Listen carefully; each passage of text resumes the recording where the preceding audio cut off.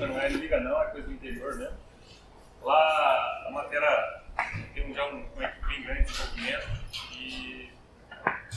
e eu vou tratar esse assunto lá sobre eu trabalho como desenvolvedor, mas eu sei a importância e acredito na importância dos testes na nossa vida de desenvolvimento, na nossa vida de TI. Para mim, teste é um meu cinto de segurança. É igual aquele cara que trabalha lá nas alturas e precisa ter aquela corda para caso ele cair, ter como sobreviver. Né? E só para começar, quem faz teste de produção? Pouca gente acanhada. Quem conhece um amigo que faz teste de produção? Tem alguém? Algumas ali já... Talvez o termo talvez não esteja tão certo. Quem faz TDD? TDD? Teste depois do deploy? Alguém? Sempre tem alguns que fazem isso. E fica aquela pergunta, testar em produção é certo? É errado no caso, né? Se a gente for levar em consideração a Netflix, caso alguém esteja perdido no mundo, é uma empresa com mais de 100 milhões de usuários, em todo o mundo, e ela simplesmente tem lá o Siemens Arms dela, que de vez em quando roda lá o teste, que basicamente ela derruba alguns servidores, alguns bancos de dados, uma região inteira da Amazon. Para quem não sabe, a Netflix roda totalmente na Amazon, e a Netflix continua te entregando seu conteúdo, não trava o seu filme quando você está assistindo, então errado, acho que não é errado, mas isso aqui é errado. Isso aqui é um caso que alguém testou em produção, conseguiu, ele entregou um pacote com o nome do usuário teste, conseguiram, testaram, validaram o funcionamento do correio. Imagine se fosse 2 pacotes, então, é um nível que às vezes a gente encontra em alguns, isso aí é como a gente fala lá na Rádio Peão, né? Mas a gente escuta algumas histórias dessas. E pior, né? Às vezes alguém precisa criar um produto, vou criar um produto de produção para ver se está funcionando. Você vai lá, pesquisa lá, é incrível, você entrar no site de e-commerce sempre vai ter um produto teste lá, que com certeza alguém quer validar o funcionamento do seu sistema.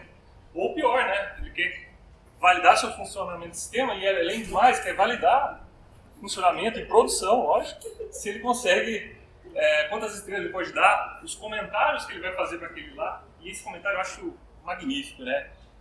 O cara, quem fez o comentário, eu faço teste de produção, ele mora em produção, e muito bom também, quero testar em ambiente de teste, também acho que testar em ambiente de teste é tudo muito convencional, tem que testar em produção, onde que acontecem as coisas, e você vê cada situação tem um outro, e esse aqui com certeza foi um QA lá que fez um valor R$1, vou fazer aquela compra, eu até quis sacanear esse QA aí, não que eu tenha nada contra os QAs, mas eu fiz essa compra. Mas eu ia até pagar um boleto, eu falei, R$19 de frete tá muito caro, o cara me entrega um pacote todo cheio de uma mandinga, uma coisa feia lá, então eu falei, deixa quieto, não vou pagar esse boleto. Tá, mas qual é o ponto? O ponto que testar em produção, sim, vamos fazer, mas com moderação, vamos saber o que a gente está fazendo.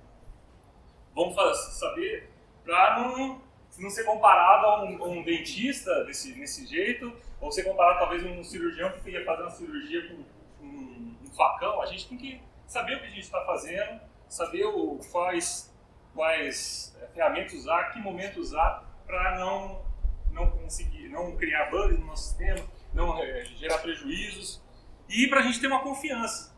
Eu acredito que o QA é o meu salvador, ele sempre está ali comigo.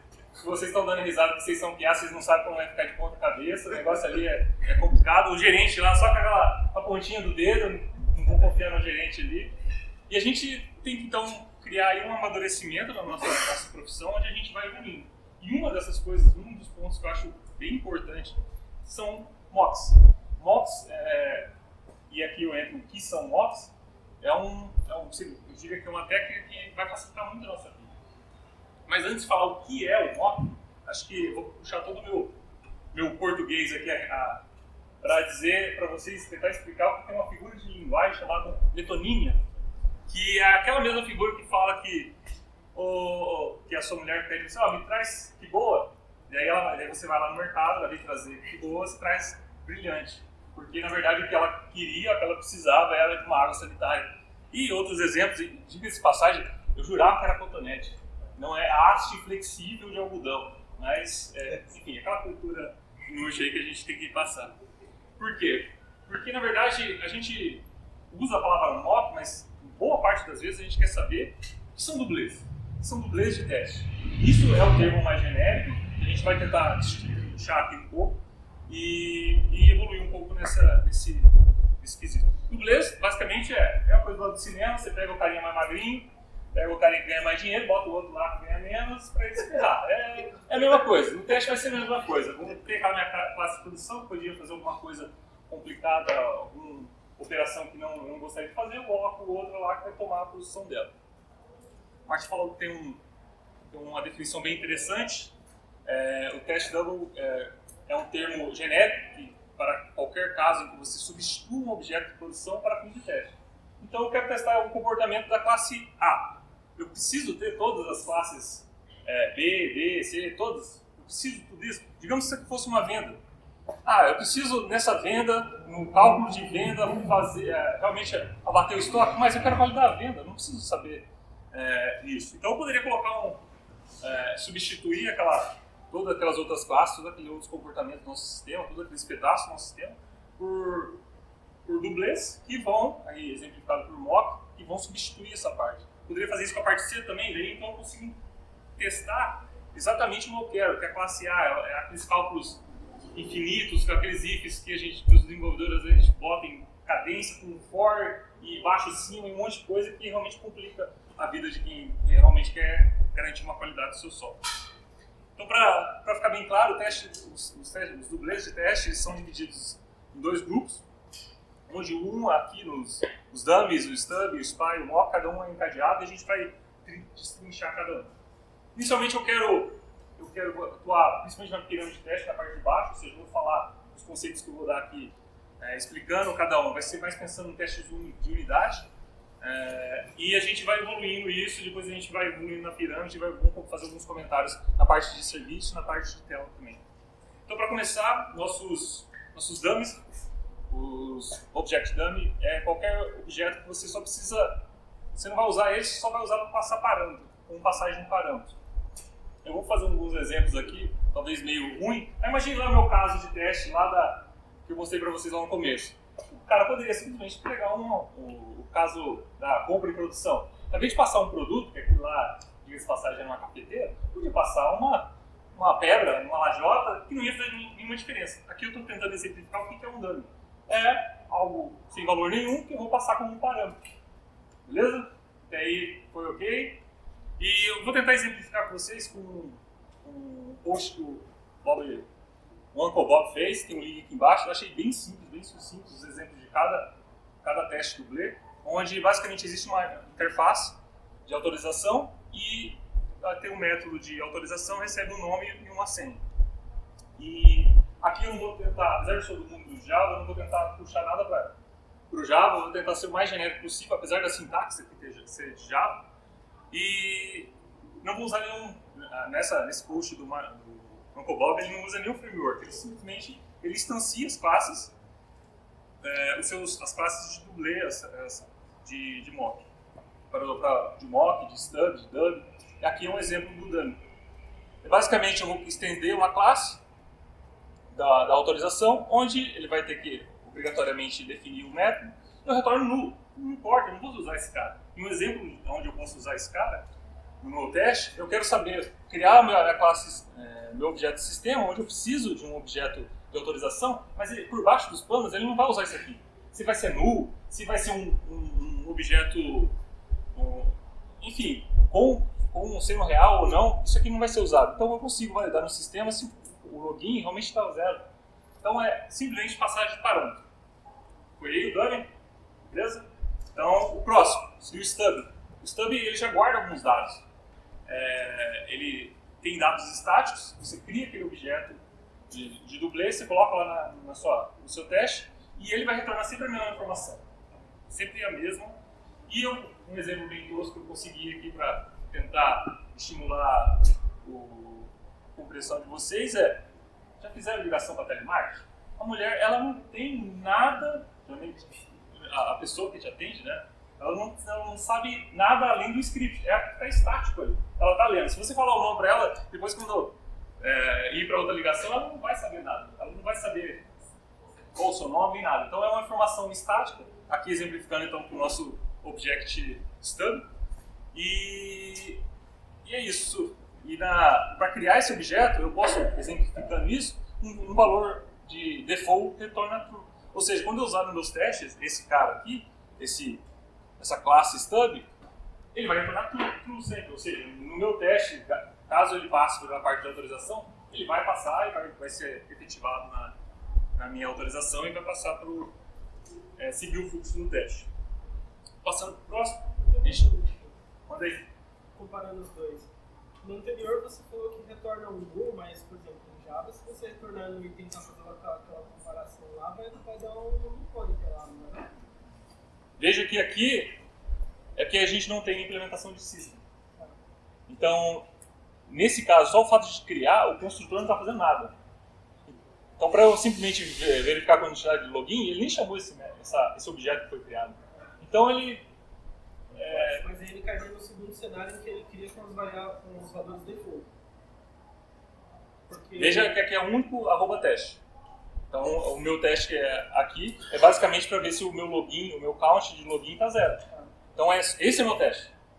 O caso que você está falando, provavelmente seria um outro @teste, usando o spy, usando talvez aí usando o stub, usando talvez um spy, talvez você queira evoluir, usar um mock mesmo. Ficou claro isso aí? Ficou, mas no primeiro cenário me parece muito usual, assim. A gente acaba... esse é o contexto, essa é a definição, a gente acaba não usando. Uma coisa que eu ia comentar mais pra frente, mas acho que já é um momento. Geralmente a gente usa frameworks. Geralmente no Java, por exemplo, a gente coloca um @mock, pronto, tem uma classe de mock. Aquilo essencialmente é um mock. Aquilo lá você consegue validar comportamento. Mas geralmente a gente usa com passagem de parâmetro. Entendeu? Essa é a diferença. Tipo, eu posso usar ele aqui, posso usar um spy aqui, um mock. Só que, essencialmente, na essência do porquê, ele é um dummy. No fim das contas, isso é mais interessante a gente saber o porquê, mas a gente acaba usando os frameworks porque facilita muita vida, você consegue muita coisa com isso. Mas é interessante saber o porquê de cada um, que digamos lá na sua API. Você precisa, essa API, ela só vai retornar para você, digamos que você trabalha com uma estrutura de microserviço, esse é o sistema, ele conversa com vários outros. Talvez conversar com vários outros não muda o seu fluxo aqui. Então, se ele não muda o seu fluxo, você consegue testar muita coisa aqui sem depender das outras. Você retorna um true, você simplesmente retorna uma coisa nada a ver aqui, ou um 200 nas suas APIs, só para ele seguir. Eu acho que a ideia disso aqui é que isso aqui você pode colocar qualquer valor e vai ser independente disso do teste. Quando você fala do stub, o valor que está lá, às vezes é dependente de alguma parte do teste. Sim. Aqui é tanto fácil botar 1, 0, 50, vai fazer uma diferença. No stub, às vezes não. O true que é lá, ela é dependente para o teste que seja assertivo. Tem essa diferença também. É legal, é bem... São detalhes, com o tempo vai ficando mais claros. E é legal entender isso aqui, porque daí quando você for usar o framework, você fala, tá, ele está fazendo isso aqui por causa disso, ou ele está me abstraindo muitas outras coisas, mas eu sei o que é, porque daí você consegue trabalhar com isso. Não vai ficar tão amarrado ao framework, porque você sabe o que está rolando aqui embaixo. Beleza? A gente passou pelo stub e a gente foi para o spy. O spy, além de a gente ter algumas informações setadas nele, ele grava interações. Então, ele sabe se, naquele caso da secretária lá, na telemarketing, e fazendo uma analogia com o chatbot vai lembrar do seu nome no final da conversa. Porque ele consegue gravar algumas informações e quando você for chamar ele, numa chamada que aqui a gente exemplificou, ao chamar a autorização, ele seta um valor true no authorized, que o authorized foi chamado, eu sei que aquele valor que ele foi chamado, eu consigo verificar com informações, com fields, com campos que estão dentro da minha classe. Esse é o nosso spy. Por fim, o mock, que daí a gente acaba usando o nome lá, quando a gente quer falar de testes, falar de dublês de teste, o foco dele, a definição dele, além de ele estender todos os outros, ele tem objetos que simulam os comportamentos reais. Ou seja, ele está mais preocupado em saber se aquela classe estava mocada, se ela foi chamada aquele método. Aquele método recebeu esse parâmetro, foi chamado X vezes. Isso nos frameworks de mock, geralmente é um verify fora, externalizado ao objeto mockado. Mas aqui eu queria fazer uma analogia com uma esteira para quem corre, onde você consegue mocar a sua corrida e ter informações aqui, informações da corrida de forma real. Você consegue saber a velocidade, se está numa subida, numa descida. E você consegue ver o comportamento do objeto que é mocado. Aqui, vejam a nossa esteira como o objeto mock da corrida. E é uma analogia meio besta, mas a gente consegue ver mais detalhado no código, onde o verify, eu consigo verificar no meu objeto de mock que ele foi chamado efetivamente. Tem esse detalhe, isso aqui é por definição, o que é o mock. Novamente, usando os frameworks, esse verify geralmente vai ser um objeto externo ao objeto mockado, mas ele te ajuda muito a verificar comportamentos. Sei lá, uma chamada vai fazer um FTP e aquele objeto FTP você não quer saber o que está rolando lá dentro, você quer saber se foi chamado aquele método, com aquele parâmetro, naquele momento.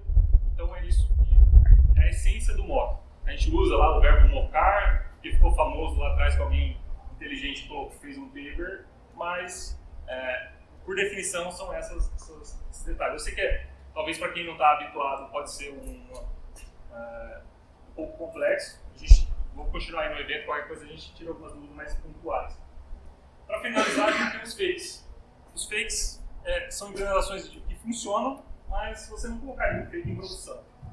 Uma analogia foi muito fácil essa aqui de encontrar. Só você colocar produtos da China e vão aparecer coisas fakes lá para você. Esse aqui é um exemplo bem legal, que é um HD externo, que se você tivesse fechado, você não ia ver que tinha um parafuso lá que ia simular o peso dele, e um pendrive aqui para simular o armazenamento do espaço dele. Eu consigo usar ele, eu consigo colocar ele lá no meu pensando isso aqui num teste lá onde eu quero gravar uma informação dentro do HD, eu vou conseguir.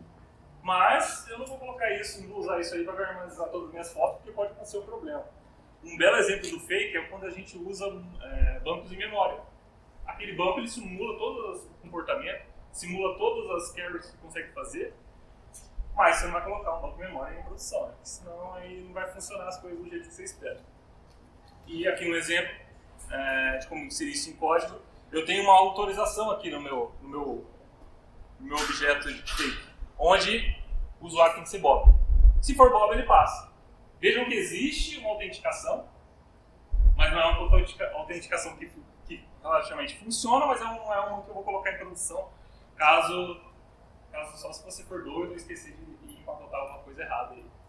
Só resumindo, então a gente tem os testes dublê, temos os nossos dummy objects, temos o stub, que provê dados estáticos, o spike, que provê dados e grava outras informações, o mock, que verifica essas interações, mas ele consegue fazer todas as outras, e o nosso fake ali no lado, que ele tem um comportamento um pouco diferente, a gente deixa ele de lado ali. Eu queria pontuar três situações, três assuntos que eu acho interessante, para quem for se aprofundar mais, ter isso em mente. Primeiro, a linguagem de programação. Se você vai mocar aí, usar essa técnica, você vai estar fazendo isso em alguma linguagem. Então, conhecer como funciona isso na sua linguagem, seja no Java, seja em qualquer outra. Cada linguagem tem uma peculiaridade. O Java você vai precisar lá do seu JUnit ou outro framework. Numa Golang você vai já ter isso meio que nativo, vai ter que baixar umas outras ferramentas para fazer stub e fazer os seus dublês, mas enfim, cada linguagem tem uma peculiaridade. Eu acho que isso é importante quando você quiser entrar. Aqui eu sei que tem boa parte do pessoal PA, mas eu não quero que vocês vejam com isso como uma grande programação. Não, os conceitos básicos, quando você for falar que deve, fala assim, cara, você errou aqui, ou você pode fazer dessa forma, e sugerir. Um assunto importante que é a injeção de dependência. Tá, eu vou querer construir uma classe onde eu quero que ela converse com outras. Eu preciso saber organizar minha injeção de dependência, que basicamente é onde está aquela classe de produção, eu vou colocar uma classe dublê. Então eu preciso trabalhar com isso. Hoje, geralmente, a gente sempre vai trabalhar com framework de injeção de dependência para entender isso, como funciona, os conceitos por trás, vão te ajudar muito a entender os conceitos do modo. E o próprio entender tudo isso vai te ajudar no design da sua aplicação. Ela vai ficar cada vez mais desacoplada, ela vai ficar, vai ser fácil mocar. Se está sendo fácil mocar, tem um grande disso. O seu sistema está ok, ele está caminhando de uma forma bacana. Se está muito difícil de mocar, provavelmente você poderia fazer isso de uma forma diferente. E agora evoluindo um pouco mais na pirâmide, tentando agora entender mais os níveis de serviço, de componentes, de várias classes juntas, testes de integração. A gente sai dessa coisa onde tem poucas classes, a gente acaba indo para uma situação onde eu vou ter várias classes. Vou ter uma caixa preta ali, onde tem muitas outras coisas, mas eu não quero saber. Eu quero que o meu código que eu estou testando, das funcionalidades, dos testes que eu estou validando, que quando eles chamarem essa caixa preta, que eu não sei que vai ser parte do sistema, eu vou conseguir mocar esses comportamentos, eu vou conseguir injetar alguns dublês ali de alguma forma que eu consiga estimular o que eu quero. Que são meus códigos que eu estou modificando, código que eu futuramente vou modificar e pode incluir algum bug ali. E é interessante, quando você começa a pensar isso de forma mais genérica, assim, esquecendo um pouco aquela essência de cada um dos dublês, é que na verdade você vai ter uma situação onde a sua aplicação vai ter uma parte dela conversando com outra real, ou seja, eu estou interagindo com os objetos de produção mesmo, os objetos que fazem o comportamento de forma real. De forma parcial, que eu posso ter alguma parte do sistema, seja autorização, que geralmente complica um pouco fazer alguns testes com a autorização ali muito grande, talvez em geral conversar com alguns sistemas que não estão disponíveis para um ambiente de teste, um ambiente na máquina do desenvolvedor ou do QA. Então você consegue mocar parcialmente ou de forma totalmente incompleta ali. Você só quer aquele teste, você só quer aquele código, aquela caixa branca ali que você sabe que está dentro, como ele funciona e como você consegue estimular ela para validar os comportamentos e saber se ela está funcionando e depois de uma modificação se ela vai estar ok. Resumindo, então, é sempre isso. Eu vou interagir de uma forma real, uma parcial totalmente incompleta. Isso é legal que você consegue ver que você consegue estimular o seu sistema e a gente sempre está buscando uma parte um pouco parcial ou talvez incompleta para otimizar o nosso tempo. Por exemplo, quando a gente roda o nosso teste com browser handlers, o que a gente quer? Não é o browser real, não é o browser que o cliente vai usar. É um browser que está tomando a posição de um fake object.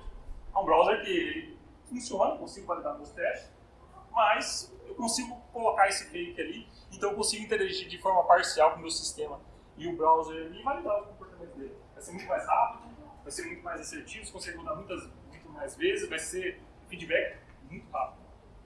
E pontuando mais algumas coisas para esse nível de service, injeção de dependência. Porque conhecendo cada vez mais isso, e agora falando de nível de API, onde você vai ter que empacotar o seu sistema, você vai precisar saber exatamente como funciona a injeção para você tirar aquela classe que é de produção e colocar a sua classe dublê, ou sua parte do sistema que seja que funciona como dublê.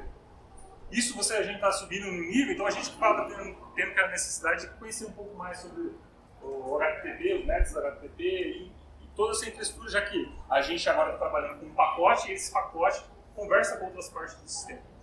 E a gente entra num assunto que eu gosto muito também, que é infraestrutura. Pô, se você vai ter que subir tudo isso, então você precisa ter uma infraestrutura e você não vai ter que fazer isso toda vez, subindo na sua máquina, instalando uma baixa. Não, você vai usar a infraestrutura como código para garantir que o seu sistema seja o mais próximo à produção. Isso se ele não for exatamente igual à produção, onde você consegue virtualizar e containerizar tudo, e vai te facilitar muito a vida. E sobre infraestrutura, sobre código, eu acho muito interessante alguns conhecimentos. Eu não domino todas essas ferramentas, tenho todo esse skill, mas são coisas simples que você consegue fazer no shell script, que vão facilitar muito a sua vida, subir alguma parte ali que você precisa do sistema que você vai testar, ou seja, matar algum servidor para você testar. Putz, e se eu matar esse servidor, essa parte do meu sistema, como que o meu sistema vai se comportar? Você consegue interagir? Os containers Docker, que para quem não conhece, é algo mágico para quem você usa basicamente um pacote que vai estar lá na parte do sistema que você precisa, seja um banco de dados. Dá uma talk inteira sobre Docker, acho que vale a pena quem não conhece, ou nunca ouviu falar, se aprofundar nisso.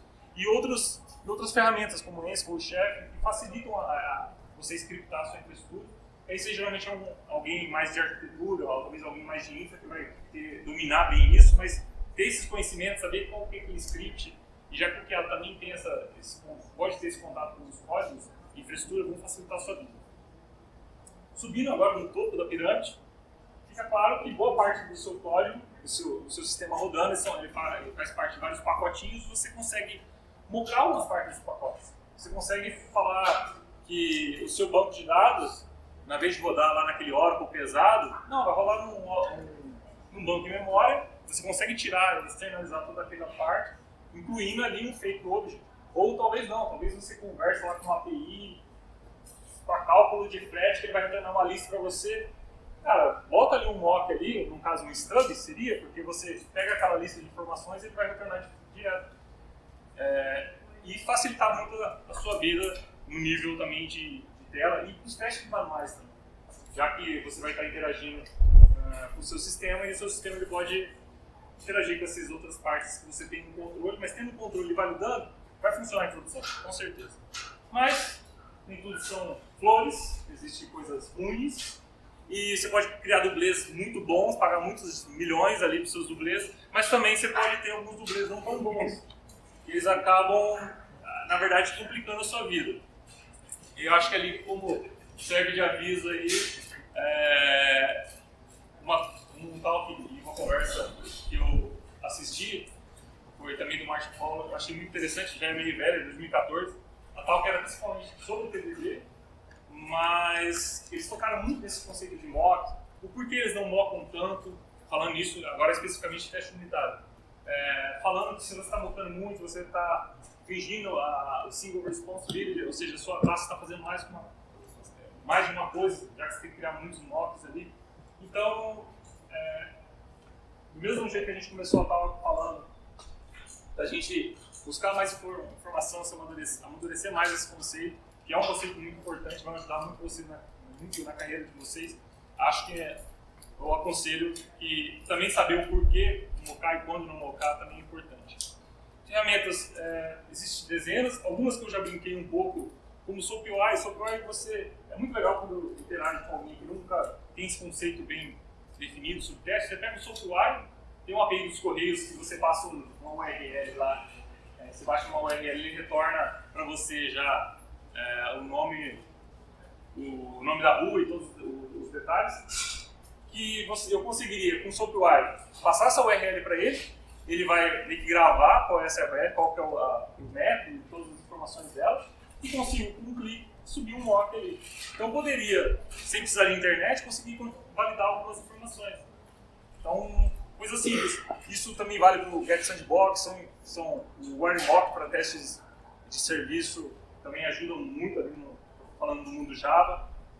O Mockito, né, seria o framework que a gente acaba usando, porque realmente criar as coisas ali manual, às vezes ajuda, às vezes é legal, principalmente quando você for injetar alguma coisa ali, você poderia injetar o seu objeto, isso falando no nível mais de service, mas no mundo dos unitários realmente facilita bastante.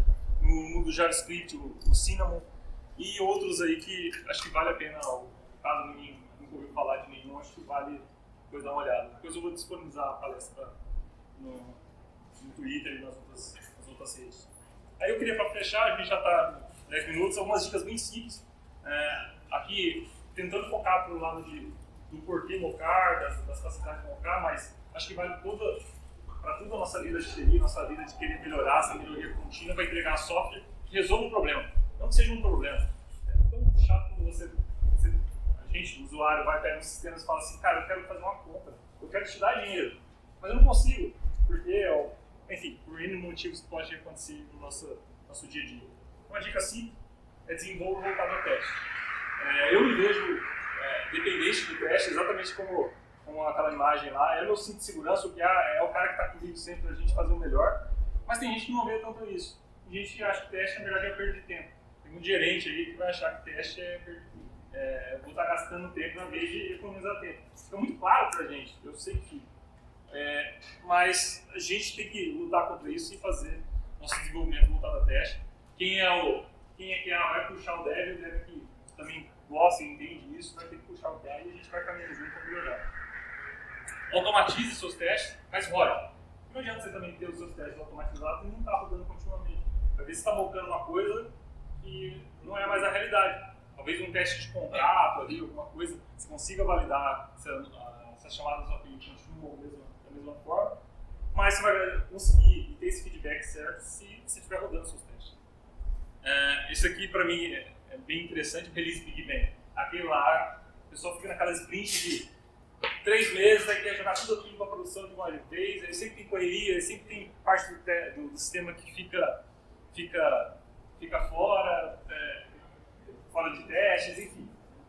Entregue coisas pequenas, isso vai te ajudar muito a ver quais são os gargalos, quais são os seus problemas reais e vai facilitar a sua vida tanto para testar como para desenvolver. Mantenha as dependências, entendendo as partes do seu sistema, vai ser muito fácil você saber que parte você consegue simplesmente arrancar, botar um mock ali, botar um dublê no caso e facilitar a sua vida. Aqui eu como dev, falando no evento de QA, a gente vê a necessidade da multidisciplinaridade, do pair test, enfim, ter essa interação, saber que eu como dev, eu vou ter que ter conhecimentos de arquitetura, de teste, de UX, da mesma forma que o QA vai ter que ter skills de dev, de arquitetura, e enfim, de todas as outras áreas que exijam para a gente conseguir fazer um desenvolvimento bem profissional. Programação é sobre comunicação, então essa interação do QA, para saber como sugerir mocks e sugerir dublês em cada ponto, é muito importante. E apesar da vontade de a gente querer mudar o mundo, a gente tem com calma, baby steps. Às vezes é muito mais importante foco no objetivo, não nessa velocidade louca de mudar, porque é devagar. A gente trabalha com várias pessoas em uma área complexa, tem que definir, tem que explicar isso para várias pessoas. Então, vai devagar que vai dar tudo certo. Acho que o meu tempo deu. Queria agradecer, dar muito obrigado e se alguém tiver alguma dúvida, quiser trocar ideia, o objetivo aqui, como foi colocado no começo, é compartilhar.